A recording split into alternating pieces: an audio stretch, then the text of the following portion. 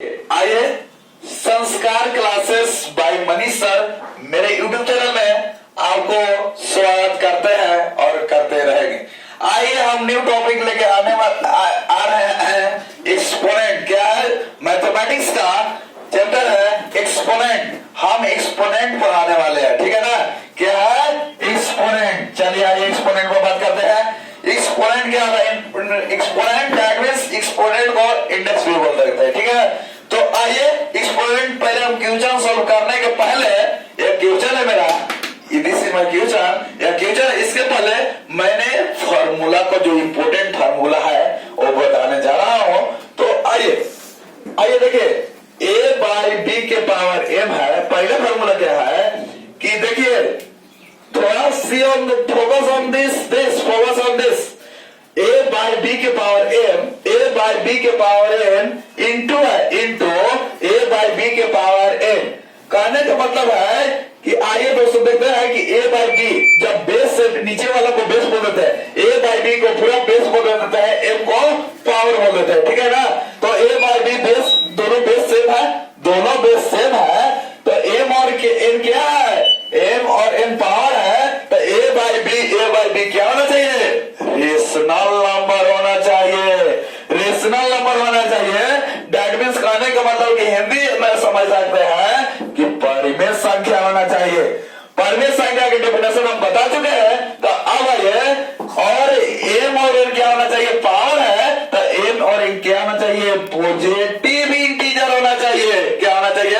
Positive integer होना चाहिए, ठीक है ना। पॉजिटिव इंटीजर होना चाहिए। तो जब दोनों का बेस सेम रहेगा तब पावर क्या होता है? अरे ऐड होता है जी। पावर ऐड हो जाएगा।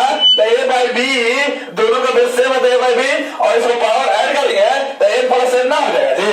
अरे m प्लस n हो जाएगा ना जी। अब देखो चलिए अब ये फर्स्ट क्लियर है। ओके चलिए सेकंड में आते हैं कि if m is greater than n, यानी कि m जो है n से बड़ा है, m क्या है? n से बड़ा है।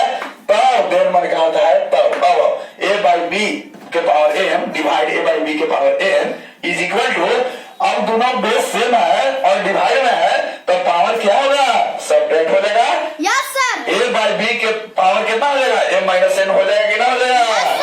चलिए यहाँ तक क्लियर है। Yes sir. आइए कि थर्ड फार्मूला पाते हैं। इफ अगर मन होता है अगर यदि m, यहाँ देखिए m is less than n, यानी कि m is greater than m, यानी कि अब देखो यहाँ n बड़ा है, ठीक है ना।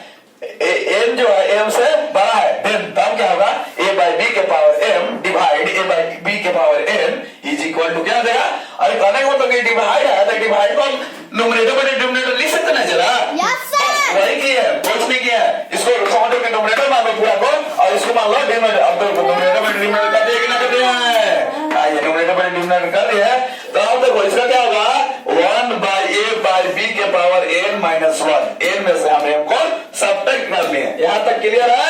चलिए आइए और दूसरी फार्मूला 4 आते हैं। चलिए डाल दिए, लिख दिए और a बाई b के पावर m है, इसको फर्स्ट डाल दिए, सेकंड पर यहाँ n कर दिए तो अब क्या हो जाएगा? Don't murmuring sound. चलिए m और n क्या हो जाएगा? मल्टीप्लाई हो जाएगा कि ना हो जाएगा? तो a बाई b का मल्टीप्लाई करेंगे तो m इंटू n हो जाएगा कि ना हो जाएगा? चलिए आइए तो अगला जानते हैं a बाई बी के पावर माइनस n है इज इक्वल टू, तो इसको क्या लिख सकते हैं? 1 बाई, क्योंकि निगेटिव है तो इसको 1 बाई a बाई b के पावर n लिख सकते हैं, कोई डाउट नहीं है। 1 बाई a बाई b के पावर n लिखेंगे तो आप देखो एक क्या लिखेंगे? 1 बाई a के पावर n b के power n is equal to b के power n is equal to sorry by a by n is equal to b by a के पावर n। यहाँ तक क्लियर है? अब कहने का मतलब कि a बाई b बेस है, पावर कितना है? 0 है। यहाँ देखो c on the board, all straight c on the board. a by b के पावर 0 है तो don't murmuring sound. a by b के पावर 0 है तो क्या होगा? कोई के पावर 0। कहने का मतलब है कि कोई के पावर 0, कोई के पावर 0 इज इक्वल टू 1, कोई के पावर 0 इज इक्वल टू 1। कहने का मतलब क्या है? जैसे 2 के पावर 0 इज इक्वल टू 1 होगा कि ना होगा? अरे 3 के पावर 0 इज इक्वल टू 1 होगा कि ना होगा? होगा ना जी। मान लिए कि कोई मान ली कि हाथी के पावर 0 इक्वल टू, अरे हाथी के पावर 0 इक्वल टू 1 होगा कि ना होगा? Yes sir. अरे होगा कि ना होगा? हम बताए थे कि कोई के पावर 0 इक्वल टू 1 होगा, अरे होगा कि ना होगा? अब a बाई बी के पावर -1 है, a बाई बी के पावर कितना है? -1, ठीक है ना? तो a बाई बी के पावर -1 है, तो अगर कोई माइनस में चले जाता है तो प्लस देते हैं कि ना प्लस देते हैं? उसको नोमिनेटर पर डिनोमिनेटर है तो उसको प्लस देते हैं। प्लस देते कहते हैं b by a by B है तो b बाई a कर दिए कि ना कर दिए? चला चलिए b बाई a हो गया। तो अब यहाँ तक देखिए और हम नेक्स्ट क्वेश्चन बताने जा रहे हैं, ठीक है ना? और बताने जा रहे हैं नेक्स्ट क्वेश्चन। और मैंने और 1 अप्रैल 2025 को न्यू बैच स्टार्ट करने जा रहा हूं और class 1 to 10 for CBSE and BSE for all subject. इतना ही नहीं, एक बैच और डालने जा रहा हूं, न्यू बैच स्टार्ट 1 अप्रैल 2025 से, special for English class, special for English and spoken English, ठीक है?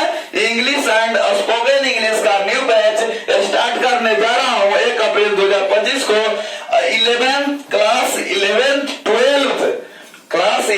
12 डेटाबेस गढ़वा और बढ़ावा को और special English and competition batch air force navy SSC का special English batch, special for English and spoken English का batch मैंने 1 अप्रैल 2025 को स्टार्ट करने जा रहा हूं।